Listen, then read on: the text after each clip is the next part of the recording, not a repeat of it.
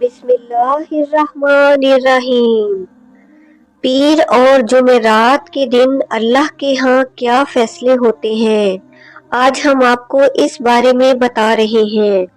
حضرت جابر رضی اللہ تعالی عنہ سے روایت ہے کہ رسول اللہ صلی اللہ علیہ وآلہ وسلم نے ارشاد فرمایا، پیر اور جمعرات کے دن اللہ تعالیٰ کی بارگاہ میں بندوں کے اعمال پیش کیے جاتے ہیں۔ مغفرت طلب کرنے والوں کی مغفرت کی جاتی ہے، توبہ کرنے والوں کی توبہ قبول کی جاتی ہے، لیکن کینہ رکھنے والوں کو ان کے کینہ کی وجہ سے چھوڑے رکھا جاتا ہے، یعنی ان کا استغفار قبول نہیں ہوتا جب تک کہ وہ اس کینہ سے توبہ نہ کر لیں۔ ہم تمام مسلمانوں کو چاہیے کہ اپنے دل میں کسی کے لیے بغض اور کینہ نہ رکھیں۔